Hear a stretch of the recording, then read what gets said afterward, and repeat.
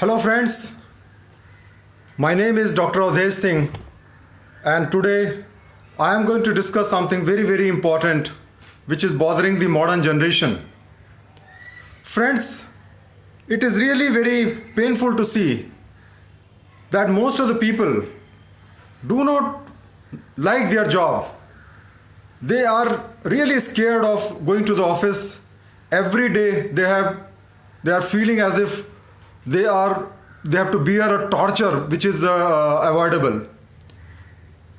They get Monday night blues because they fear Mondays, and they celebrate the Fridays at they call Friday night, TGIF, or thanks God it is Friday. Imagine that for several years they have struggled to get these jobs, but still once they get these jobs, they are not at all happy. Then I get so many questions when people will ask, I am just not liking my job, I want to quit my job, I want to get other jobs, please suggest me that what should I do. But I can tell you one thing, with my wide experience in the government department and in the corporate friends, that there is absolutely no place where you can find that you will love the job unless you know how to love the job. And you are going to find the job boring, whether you are in the government, whether you are in the politics, whether you are in the corporate, whether you are in teaching. I have interacted with the people of different spectrum of life, and I find that most of the people are very unhappy with the job because they don't like their job. So how we can make us like our job? Is it possible? So today we are going to discuss this issue, and I am going to give you 9 tips which is going to really transform your way to look the job. And I am sure that if you follow these 9 tips, you are going to love your job irrespective of which job you are placed.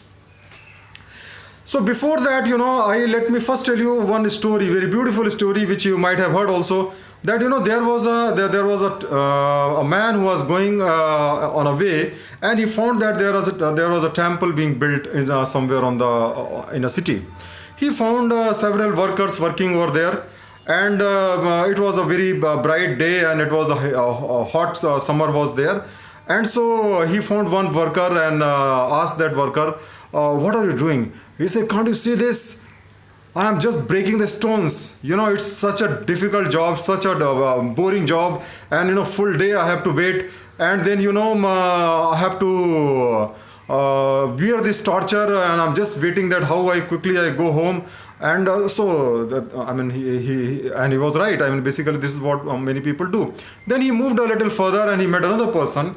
That person was not looking all that frustrated, but rather when he asked him as to what are you doing, he said, you see, I am breaking stones, and this is my job, and I'm very thankful that I have got this job, because the money which I earn from this job, I take care of my family. I have 2 children, I have a wife to take care, and so I go home and I enjoy taking care of my family. And therefore he was reasonably happy, but not really very happy.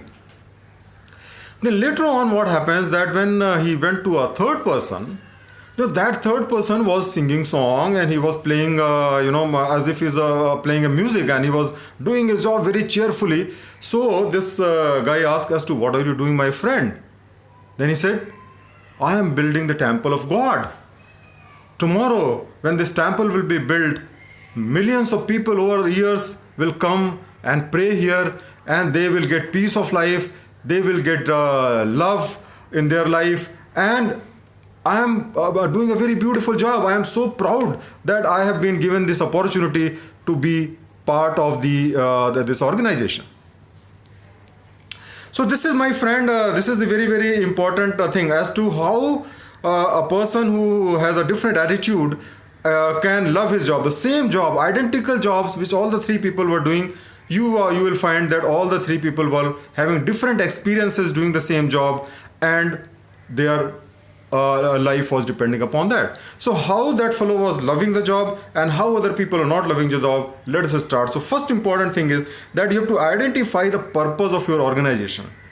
Now the third person was very proud that he was doing a very great job because he identified himself with the construction of the temple, which is a very noble thing to be done in his mind. But the other people were just focusing on their job, and that is why they were very frustrated. So, like, I was working in the Indian Revenue Service for almost 25 years I worked, and I have found people very frustrated there because they say my facilities are not good and all this is a problem. But what happens that they never think that they are collecting 8 lakh crore rupees for the government of India. The 50% revenue of the government of India is collected by my department, that is Custom and Central Excise Department of Government of India. And so they were never taking pride of that. Similarly, if you are doing a business, you are serving the society. If you are a policeman, you are serving a society. If you are a software professional, you are building a software which is going to be useful. And so this is a very, very important thing for all of us to know, that if you are working for the organization, if you identify yourself with the organization, you are going to enjoy your job.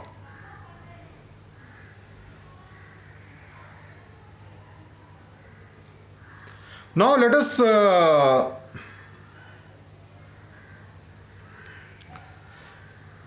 the second issue is we have to identify is that we have to be grateful in our life. I would like to tell you a very small story of Mullah Nasiruddin. He's a very famous character in the world, and basically what happens that through his stories a great message is given. So what happened that once he was seen a person who was a very having a very painful problem. And what happens that he was very unhappy, and he has come to him. He says, look, what I have done in my life. I have got this entire, he was having a small pocket, and that small pocket, some money was kept there. And in that money, he says, my life is wretched. I am having such a miserable life. The entire money which I have is kept in this pocket. I have nothing in my life. So Mullah Nasiruddin, what he did, that he took that packet and he ran away. When he ran away, then this man started running after him, and soon Mullah Nasiruddin disappeared. Now this fellow started crying. He said, this is the whole thing I had in my life, and I have lost all things, and he was crying like anything. Then what happens that Mullah Nasiruddin put that bag before his eyes and just disappeared. Then when that poor man opened his eyes, they found the bag there. Then he just grabbed that bag and he became so happy. Oh my God, I got so much of money. I'm so happy. So friend, this is what happens. What happens, my friend, is that you get a job and you stop thinking as to what a blessing it is to get a job in India. There are millions and millions of people who are looking for the job. They are not having any job at all, and you are having a job, and you have forgotten what a blessing it was to get a job, how happy you are to get a job. And so friends, this is a very important point, that people forget what they have got in their life. They don't appreciate what they have gone in their life, and that is why they are unhappy. So learn to appreciate what is good in your life and how blessed you are to get your job. Third is that it is necessary for all of us to understand the organization. Friends, there are different organizations, and every organization is having a different culture. For example, let us say I was in the government service. Now, government services has certain rules and certain methods to work. For example, all the promotions in the government services are on the basis of priority. You get one increment every year, whether you work 24 hours, whether you work 1 hour, and you are basically, seniority is just like, purely on the basis of promotion.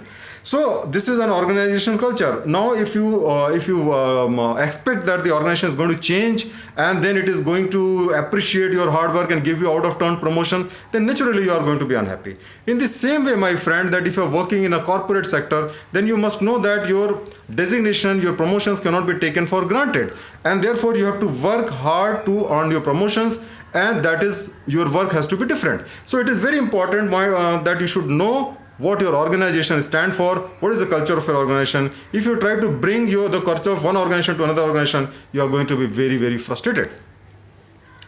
Then I tell you one thing, that nowadays the fourth point you have to understand is that the organization is like a family. You see, nowadays people are working 8 to 10 hours in a day, and they spend less time with their family and more time in the organization. If they are working in the organization 50% of the time, then the organization should be treated as a part of their extended family, because their friends For example, I have 95% of my friends coming from my department where I have worked for 25 years. So it is very natural that if you develop friendship with the organization, friendship with the people with whom you are working, then there is absolutely no way you can dislike your job. You will love going there. So I will say that you must use this opportunity to make friendship in the organization. People go to club, people go to movies, people go to theaters to enjoy the company of the other people. And if you can enjoy the company of your own officers, your colleagues, your subordinates, your bosses, there is absolutely no way that you are going to dislike your work. So this is another very important thing you must learn. Then the question happens as to how we are going to love our bosses and how we are going to love our organization. You sometimes say that I just don't feel like, my boss is a wretched fellow. So this is an important thing. So for that, I must tell you very, very small, brief mantras.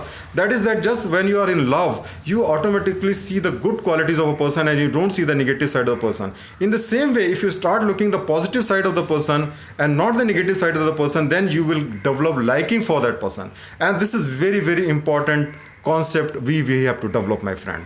So what happens that suppose you have an organization like I was in the Indian Revenue Service. It has pluses and it has minuses, but my focus was the pluses, the positive things. And when I focus on the positive thing, I thought, okay, I am very happy that I am coming on time to my office. There's no political interference in my organization. I can live in the metro cities. So all the good things I was thinking about that, and I was not bothered about the negative thing. In the same way, my friend, suppose your boss or your subordinate, if you look at their positive side, everybody is having a positive side and a negative side. And if you focus on the positive side, what happens that you will start liking that person. When you think negative about the person, then you will dislike the person. If you start thinking positive about the person, you will start liking them.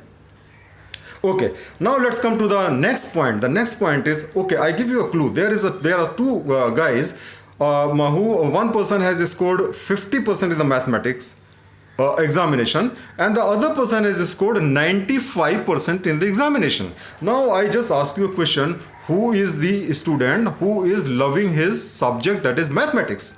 Okay, now I think you require no intelligence or no superior intelligence to tell that the person who scores 95% of the subject is likely to love his subject much more. Okay, now this is what is important, that if you create excellence in your work, if you are very good at what your work, like writing, like a revenue officer, like your subject, then you are going to love your job. If you are a mediocre or if you are a poor performer, then you are not likely to love your job. And you cannot become excellent just by dreaming. You have to work very hard and then only you can create excellence. So my friend, people say that if you love your job, you create excellence. I must say, let's reverse it. Let's first create excellence, work hard, create excellence, my friend, and then you will start loving your job. So this is a very, very vital principle you have to understand, that instead of being a mediocre in any job, no mediocre, whether you are a mediocre actor, mediocre student, or a mediocre revenue officer, or a mediocre police officer, you're not going to love it. But if you are going to create excellence in your job, working by very hard, then a time will come when you will start loving your job, because everybody will appreciate you. You will appreciate, you will become proud of your work, and then you will start loving your job, my friend. Then the seventh tip which I want to give you, that you should try to do more than what you are paid for. For example, suppose I was a revenue officer. I mean, it was my job that I should collect the revenue. This is part of my job and I was paid for it. Now, suppose you hire somebody and you pay for doing X work, then naturally if he is doing that X work, he is paid for doing that work. And therefore, there is nobody feel very obliged, even if I am collecting, let us say, 1,000 crore, 10,000 crore rupees of revenue.